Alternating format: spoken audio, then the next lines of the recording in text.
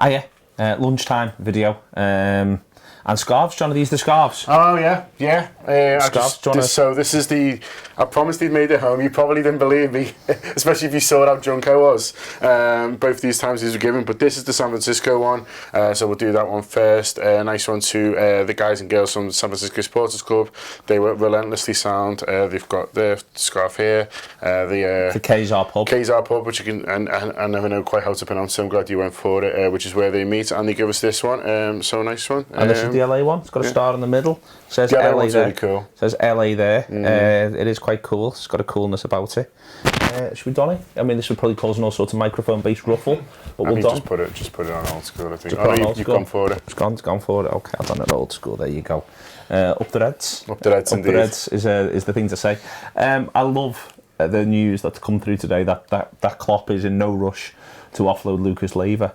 There's a conversation to be had here as to Lucas's astonishing staying power, which at times feels like it's whether he likes it or not. That he's perpetually. It's almost Kafkaesque, Lucas's desire to maybe leave Liverpool, where you feel as though he's not even sure himself if he really wants to, but he knows he probably should. But he also simultaneously really likes Liverpool. You get the impression. So he's in this mad position where he knows he should be going somewhere else to go and get games. Simultaneously, he's never allowed to quite leave because there's always something that conspires against him in a window. And the next thing that happens as well is that, well, does he really want to? So he's just in this bubble of Lucasness, which is going nowhere. Yeah, I find it a bit odd because there's this idea at the moment where they're saying, well, we've got a few injuries, so we better keep him for now until they come back, and then we'll sell him at the end of the window and everyone's right. And I think, well, if you're always a couple of injuries away from needing Lucas, then maybe just keep him. Do you know what I mean? Like, you know, because what we're going to do in November when we get a few injuries flying back, I mean, we probably will, to be honest with you. And he'll be sound with it. Yeah. So somehow we'll contrive to be able to play him. But, you know, I think, because there's a few injuries at the moment, but you wouldn't call it a crisis. But, you know, so we're saying, we might need him at the moment. I think if you're in the process of maybe needing him at the moment, then maybe you just need him for this year. But that's just me. But I would feel sorry for him if, as you say, that he didn't seem perfectly fine with it all. He's still got 9 years left on his deal.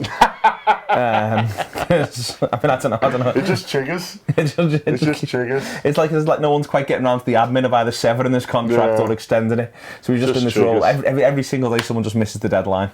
Misses the cut-off every week or something. He's filling his timesheets in at this stage. Yeah. Not even on PAYE. Yeah. So many hours a week and it goes another one. So I'm intrigued by the Lucas scenario that's ongoing. What else? What else is going on? We're not going to let Benteke leave on loan. Yeah, there's stuff about which is very sensible. You know, you'd have thought he can do some sort of job if he's. Do you like the Everton link? Yeah, I think it makes sense all round. Really, I think if they were to get big money for Lukaku, I think 30 million on Benteke, a bit of money to spend elsewhere. I think it'd be a good move all round. It would be. Makes sense. Apart from Benteke scoring 2 against us in the derby. Yeah, but we'll cross that bridge when we come to it. Which means that we need to score 3. That's the way that works. Which is doable. And there's been sort of Saka's back training at Melwood seems to be getting towards full fitness, so that's good. If he could play against one of the teams this weekend, I think that'd be quite nice. I don't know if he's that far along or not, but if he's training, he seems to be training with the team and things like that's good. Have you seen the new players' entrance at the main stand? Huge. Just driving straight in by the looks of it, aren't they? Just poof. Yeah, so even less contact with humans. They just get to drive straight in. And you want as little contact with humans as possible. In Liverpool. When they're in California, they can't get enough of it. Honestly, humans are boss. But those humans are great. The California humans, phenomenal. Liverpool humans just get straight in. Straight in there. So yeah, but it does look quite smart, to be fair. I'd quite like to have something similar at the office. Would you? Where you just cruise in? Yeah. No contact. Contributors entrance. Would you speak to the fellas on the way in? Who do the desk downstairs? Some sort of nod. That rather than a hello. Yeah. Just some sort of nod to suggest I'm a man of the people without actually being so. Well, it's practically that's what you're about. It's emphatically what you're about.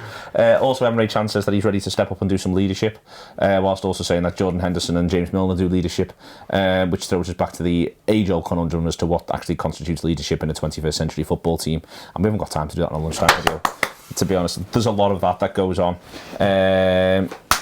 All that sort of stuff, that's what contributes to leadership seemingly. I mean, we don't know. I think it's personal responsibility, isn't it? Yeah. I think that's what concerns me a bit about the Liverpool team is they're looking around elsewhere for kind of inspiration sometimes when it's not going well. So who's going to get us out of this? And we knew who it was in past times, and now we don't. So if there's people going, do you know what, it's going to be me, then I'm sound with that. Yeah, I'm sound with that as well. The problem is that I think that lots of footballers say it's going to be me, and then it might not be them, and also that there's other factors in play, which is that sometimes the other team are better at football, and the fella who's meant to be doing the leadership bit is sort of like, the thing is, because one of the reasons why Steve Gerrard is able to dig you out of trouble is maybe because he's got a certain character. I can buy into that. Yeah. But it's also because he's phenomenally good at football. Do you know what I mean? Yeah. Like, he's capable of blamming one in from 35 yards, which, for instance, I don't think necessarily James Milner is. But James Milner could have all the same personality traits, but he'll never get the moment where he blams one in from 35 yards. Whereas, James Milner could say, well, I put that ball in for Dejan Lovren. Yeah. I made that run and I put that ball in, but it doesn't feel quite as dramatic as Gerrard against Olympiacos or West Ham and all that sort of stuff. But it's him who's made the long burst and run, played the sensible ball down the channel, made, on his own terms, he's done everything he can do there, but it'll never be the same thing. So when Gerrard digs you out of trouble or Suarez digs you out of trouble, well, they tend to do it by being amazing. But that's because they're amazing at football. Yeah. Yeah, I know. I understand what you're saying, but I think it's still important to have that pace, that thing within your person, which is that there's 10 minutes to go. Okay, well, what can we all do? What can we all do? Rather than going, oh, well, we need to get it to our best player, and then everyone's just passing it to each other because we haven't necessarily got one.